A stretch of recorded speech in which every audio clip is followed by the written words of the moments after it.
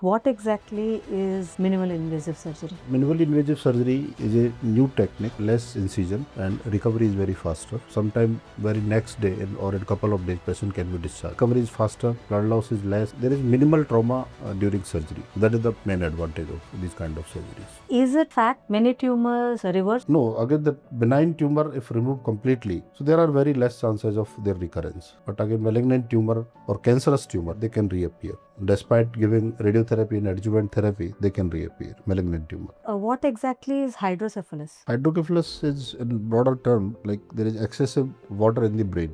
Water means cerebrospinal fluid that's produced for 24 into 7 hours in the brain.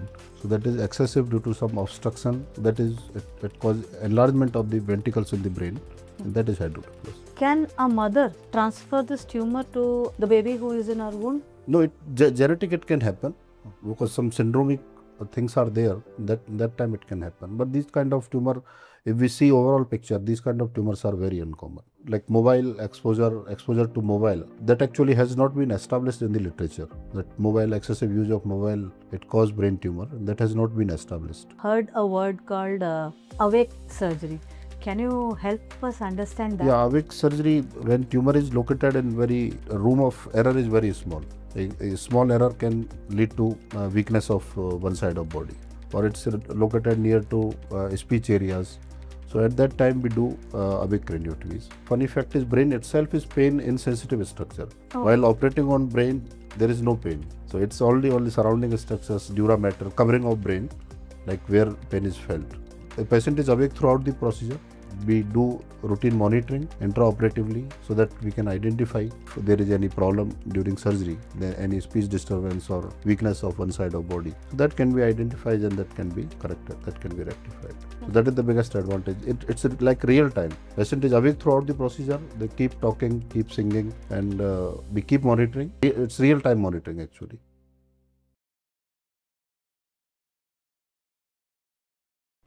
Hello everyone, welcome to 2050 Healthcare. Today we have with us Dr. Anil Sharma, who is a leading neurosurgeon working with AIMS Raipur. Namaskar sir. Today we will be discussing about minimal invasive surgery with Dr. Anil. Sir, we would like to know what exactly is minimal invasive surgery? Minimally invasive surgery is a new technique where we put less incision.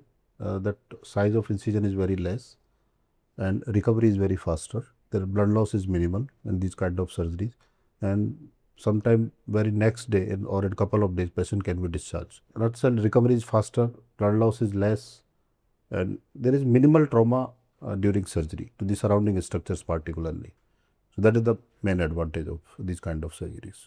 Sir, how is it different from the traditional form of brain surgery? In traditional surgery, there is long incision, operative time is longer, and there is while dissecting, while operating, and there is trauma to surrounding structures, bleeding is more, and a problem of scars. So main advantages in these kind of minimally invasive, whether it's brain or spine, that scar is less and recovery time is very fast in these kind of surgeries. Like, are there any specific problems which can be treated with minimal invasive surgeries, or can we use it for an overall any kind of surgery? Yeah, in brain we do endoscopic, like for pituitary and anterior skull base tumors, we do endoscopic, and practically there is no scar. We operate through the natural corridor by the nose, so there is no incision in that. So for pituitary and anterior skull base tumors, and for brain tumors also, it's not applicable to all kind of tumors, but it's applicable to anterior skull base and pituitary surgeries and intraventricular tumors, where with a small incision the tumor can be operated. And in spine particularly, for degenerative diseases, for tumors, so we operate through very small incisions, and operative time is faster, bleeding is very minimized to a great extent, and patient recovery time is very fast. So patient can resume duties in couple of days. In traditional method, if somebody is going for a surgery, brain tumor surgery, then normally what is the span of recovery and how is it different from the one done through No, minimally that depends invasive? on variety of factors. It's multifactorial, like for what we are operating, what kind of disease we are treating upon. But in general, because there is long incision, operative time is also long, blood loss is more during open surgeries. So that it's multifactorial. It cannot be dictated by single factor. It's multifactorial. But in general, we can say that the recovery is faster in case of minimally invasive. Yeah, recovery is faster. Recovery is faster, and minimum pain because we are not dissecting around uh, surrounding structures. There is minimal trauma to surrounding structures, adjacent structures. So, can we deduce that this is a safer method Yeah, it's safer. It's safer method. in terms of any Yes, traditional it's method? safer. Okay, sir. What if is there any age restriction for this kind No, of as such surgeries? there is no age restriction. As such there is we have operated in a child also minimally invasive surgery for intraventricular tumors or spine tumors. So as such there is no age restriction. But again, like all kind of tumors, that it's not applicable to all kind of tumors. We have to select the Okay. cases. We have to select the cases. So then all tumors cannot be Yeah, all like tumors, operated all through. tumors cannot be operated. Like sir, like how helpful is it to like this kind of surgeries, like in slip discs and other? In slip disc, again that trauma is minimized. So very next day patient can be discharged, or sometime even on same day we can discharge the patient in minimally invasive surgery. So there is incision is very small, and a millimeter incision will be there, and very next day patient can be discharged, and it's pain free, and that mobility same day we can mobilize the patient, and very next day can be discharged. Sir, are there any after effects of this kind of surgery? No, there is no after. So most of the cases, then we can deduce that this is 100% successful Yes, surgery, right? yes. But again, that selection of cases, that is important. Right. Selection of cases. So post-operation, this kind of patients who went through these surgeries, invasive surgeries, then their hospitalization period is shortened. Yeah, hospitalization period is shortened. That recovery time is also faster, and that overall that burden that is reduced, and in very short span of time they can resume their duties. That's the biggest advantage. That overall that burden that is reduced. Sir, we would like to speak to you something about brain tumors also here. Like as you mentioned, there are many kind of tumors. So can we just highlight on the special kind of tumors which are a bit difficult to handle and which are dangerous? Yeah, brain tumor. There are certain myths about brain tumor. First is like it's very deadly, and like it's become very scary. Like brain tumor, now there is no hope. So it's not like that. Right. So there are two kind of tumor. One is primary, that originates in the brain or adjacent structures, and other one is secondary. That means primary origin is somewhere else in the body, maybe in liver, lung, kidney, and then from there they come to the brain. Okay. So most of the primary tumors, secondary tumor by nature itself, they are malignant. Oh. Malignant means cancerous tumor. Primary tumor can be cancerous or non-cancerous. So most of the non-cancerous or benign tumor, that can be managed very well. Once tumor is resected completely, and the patient is cured for whole life. Patient is cured for whole life. But again, that metastasis or malignant tumor, that cancerous tumor, so for there, after surgery, we need to do radiotherapy and adjuvant therapy also. These are the basic, but there are many, this is the broad classification, but there are many varieties of the tumor. But we have to understand that majority of these tumors can be managed very well. And that timely presentation, that's very important. Because I've seen many patients who has come like blind completely, and they could have been treated very well with good outcome had they presented on time. So it's very important timely presentation. So like awareness should be Awareness there. is very Like important. when exactly to reach out. When exactly to reach, and we need to identify symptoms also. Because sometimes these symptoms can be non-specific. Early morning headache, particularly associated with vomiting, and blurring of vision, and hearing problem, balance problem, weakness in some part of body. So these factors we need to see, and we need to understand that majority of these symptoms are non-specific and not due to brain tumor. Okay. But if there is any new symptoms, so we need to see that new symptom Sir, we need to how can identify. somebody differentiate between the No, symptoms? suppose the persistent headache, particularly early morning time, associated with vomiting, blurring of vision. So these features we need to see, because brain controls everything. Right. Everything is in body is controlled by brain. Right.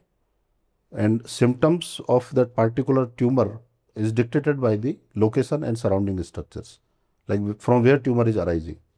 So suppose it's near to that visual apparatus, patient will present with vision loss. It's in nearly that organ where balance is managed, so it will present with imbalance while walking or hearing problem. So that is dictated by the location of the tumor. So whenever such kind of a person, an individual complaining about these problems or these symptoms which you mentioned reaches you, so what is the first step a No, neurosurgeon or neurologist first takes? we do detailed neurological evaluation. We identify and we make a clinical diagnosis, and then we need to do for CT scan or MRI scan for confirmation, and then accordingly what are the findings, then we proceed for further management. Sir, is it a fact that many tumors reverse? No, again, the benign tumor, if removed completely, so there are very less chances of their recurrence. But again, malignant tumor or cancerous tumor, they can reappear. Despite giving radiotherapy and adjuvant therapy, they can reappear, malignant tumor. Sir, what exactly is hydrocephalus? Hydrocephalus is, in broader term, like there is excessive uh, water in the brain. Water means cerebrospinal fluid that's produced for 24 into 7 hours in the brain. So that is excessive due to some obstruction. That is, it causes enlargement of the ventricles in the brain, and that is hydrocephalus. Sir, are there any specific reasons because of which this happens? It can be due to the basic pathology is obstruction, but it can be due to tumors also. It can be due to infections also. So it can be congenital also. So there are variety. It's multifactorial. How is that diagnosed? It's diagnosed like in children particularly. There is enlargement of head, and there is delaying in milestone and enlargement of head, delayed decrease in the activities. So these are the symptoms, and then we do scans, and then we diagnose the hydrocephalus. Like, is minimum invasive surgery possible in case of hydrocephalus? Do we have any options? Yes, we have that is called endoscopic third ventriculostomy, and we put a small hole in the brain, and by endoscope we reach the ventricle, and then we make a opening for that free flow of CSF inside the ventricles. So, like patient is free of hardware, that BP shunt is not required. Otherwise, that BP shunt is like chances of obstruction and chances of infections. That's very high in ventriculoperitoneal shunt that we put from a brain to abdomen. So chances of infections are very high. So by doing ETV, that minimally invasive technique, so patient is free of hardware. That is the biggest advantage. Sir, can like children undergo this? Yes, yes. So usually it's avoided in below 6 months, because that absorption capacity is not that much. But after 6 months, it can be done. It can be done. So it's a safer option. Yeah, as it's you a safer mentioned. option. It's safer option. Right. Sir, like this kind of shuntings, like whenever we have seen in BP shunt also, post once a patient has recovered, the shunt is removed. In this case, what is the procedure? No, that is natural corridor. Actually, we have done fenestration in the floor of third ventricle. Okay. So there is that is naturally that is being circulated inside the brain. Okay. So there is no need to do anything. No need to do anything after that. And it's completely safe Yeah, when it's it's in the completely body safe. of the It's patient. completely also. safe. Completely safe. So- Yeah, it has good outcome also. The success rate is very high. Depending upon what kind of patient and pathology we are choosing, that success rate is very high as compared to BP shunt. Okay. Sir, like the post-op checkups, Like what is the duration of that? Like a patient undergo this kind of surgery, like how frequent he or she has to visit a surgeon post? No, usually after CSF diversion, whatever we are doing, BP shunt or ATV, Yeah. that patient improve actually immediately after surgery. Okay. They report improvement in the symptoms. Mhm. But usual follow-up for after endoscopic third ventriculostomy, usual follow-up is after once the patient is discharged and stitch removal. Usual follow-up is at 3 months. And 3 months we get a scan, we get a MRI scan done, and we compare from preoperative scan that how ventricle size has been, how much ventricle size has been reduced. So that we do in the follow-up. Sir, in any way, does this reduce the lifespan of any person who No, is on a shunt? no, this is a fairly safe procedure. It's fairly safe procedure. Great. And in fact, it is that CSF diversion is one of the most common procedure who has saved more number of human lives in the history of human mankind. CSF diversion. Okay. We can conclude that if this is diagnosed and in place, then we can assure a better life, Yes, a yes. normal life for this Yes, kind yes, of yes. individuals. Yes, yes, yes. Right. Sir, I wanted to know like how helpful is minimal invasive surgery in case of a slip disc? Yeah. So slip disc is actually very common. It's very common nowadays. And, things are again due to variety of factors like prolonged sitting and uh, overweight, prolonged sitting, and we are not moving frequently. We are not taking care of spine. So these are sedentary lifestyle. So these are very important factor. But good thing is that majority of these slip disc can be managed without surgery. Almost most of the time, more than 90% of the time, these discs can be managed without surgery. So only thing we need to do physical rehabilitation, physiotherapy, and exercise. Only thing we need to do, and with some medications. But having said so, whenever it's required, it can be operated with minimally invasive technique. So very some millimeter incision, and the disc can be removed by that incision. And very same day, patient can walk. Very same day, on the day of surgery. On the very day of surgery. And next day, patient is discharged most of the time. Okay. It's very, and they get significant relief after these kind of procedures, minimally invasive procedures. Sir, like I would like to know like what is exactly the pain management procedure post these kind of surgeries? No, usually like disc happen because there is some sort of compression over the nerve root. The disc is causing some impingement of the nerve root. That is the basic pathology.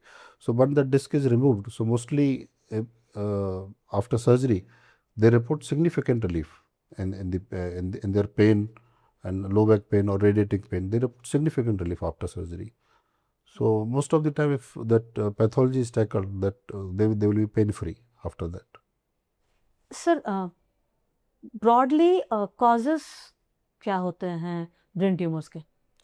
Most of the time, it's difficult to identify the cause, and we cannot determine the cause most of the time. But it's multifactorial, and it can be genetic, it can be related to syndrome, and it can be familial. But these kind of tumors are very rare, and sometimes it's linked to radiation exposure and some occupational and occupational exposure. But most of the time, it's indeterminate. We cannot identify the cause of tumor.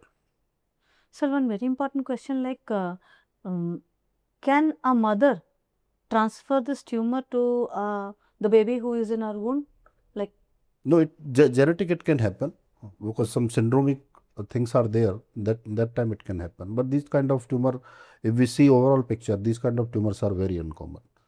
And mobile exposure to mobile, that actually has not been established in the literature. That mobile excessive use of mobile, it cause brain tumor, and that has not been established. okay. But again, having said so, we should be cautious for excessive use of mobile. I would like to know on a basic term, like no, in layman's language, I would say that obviously we would not be able to judge all the signs and symptoms of a tumor as such. but there should be some specific symptoms which can be, demarcated from the other symptoms, and a person can feel that this is the time I need to reach out to a doctor. Again, like as we discussed earlier, there is early morning headache that awakens the patient in the morning, early morning, and particularly when associated with vomiting, difficulty in seeing objects, blurring of vision, and if it's associated with the hearing loss, if it's associated with imbalance while walking, if it's associated with weakness in some part of body.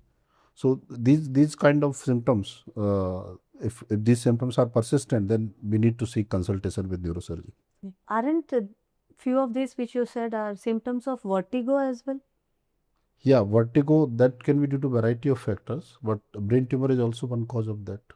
But again, as I said earlier, many of these symptoms are non-specific, and that can happen due to variety of factors, other factors also.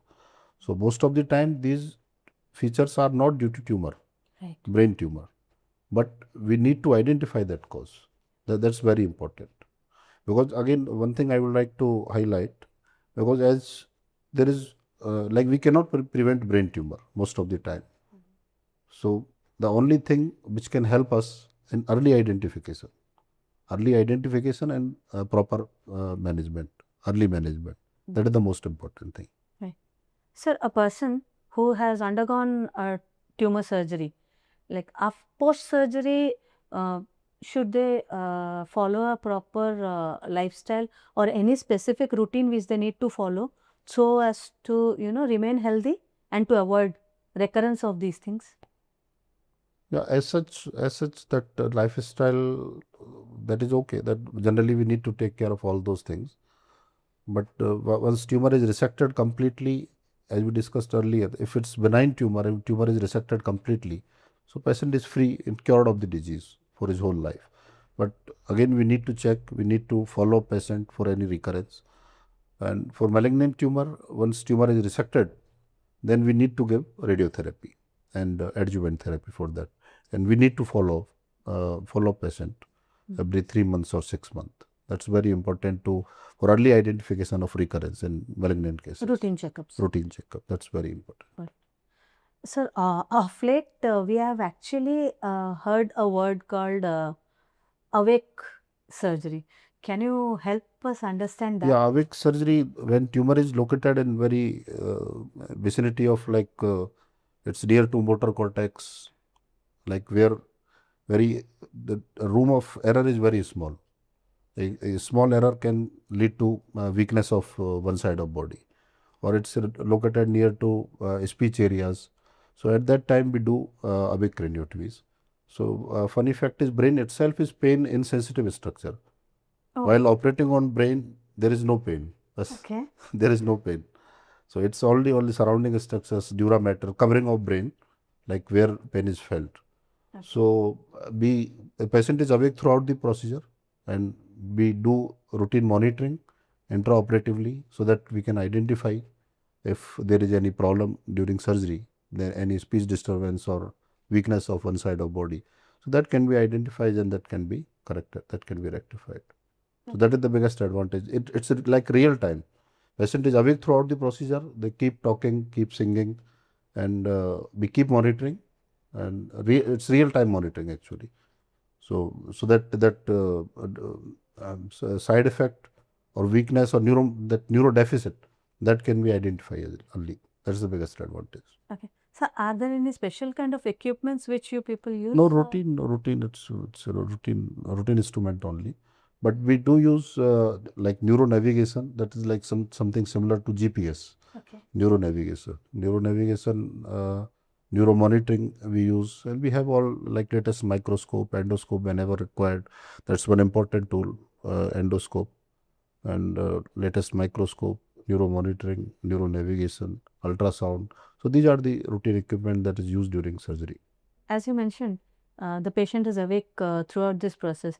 Behave abnormally in this case? No, usually that does not happen because already we counsel them, and there are certain criteria to fulfill. Like when we are planning to do awake craniotomy, there are certain criteria that we need to follow. So it's not like in each and every patient we are doing, particularly when patient is otherwise fit for awake surgery and tumor is located in vicinity of speech area and motor cortex area, then only it's required. Usually this does not happen. So, any specific age group who are like more susceptible, or maybe they can follow this procedure? Very young better? age children, it's not possible, but Okay. otherwise there is no problem. So, last but not least, we would like you to give a message to all the patients across and even to the normal people out there that minimal invasive surgery, how productive it is and how useful it is as such. So first, we need to approach early. That's very important. We need to identify symptoms, and that earlier we reach that is the biggest step that we can take. Because what I see here, like patient often present very late. By the time they are reaching that already that deficit, so they are suffering from severe deficits. So that outcome may not be that good. That's very important. As I said earlier, like many patients, they are coming like well at complete blindness. They are coming with complete blindness. So had they come early, that outcome would have been much better. So that is the problem. And as far as minimally invasive surgery is concerned, that is cosmetically appealing, and scar is very minimal, and the recovery time is very less. That's very important. The idea of minimally invasive surgery is not only to do like a small incision. That is the least part of that. Idea is not only a small incision. Like it's similar to like how abdominal surgery has been transformed by laparoscopic surgeries. Right. It's similar to that. Okay. So in very less time with better recovery that can be done. So, from this entire discussion, sir, can we place it like post minimal invasive surgeries? If we are following a proper physiotherapy regime, then particular individual or the patient can be benefited? Yeah, rehabilitation is very important part of that. Rehabilitation, after all, like for cognition, for neuropsychiatry support, apart from physical rehabilitation, that neuropsychiatry support, that is also very important. That's very much important. Thank you so much for giving us such beautiful piece of information. And going further, I'm sure with this kind of awareness, people will be more, they will be more interested in going for these kind of surgeries without any fear in their mind. So, thank you so much.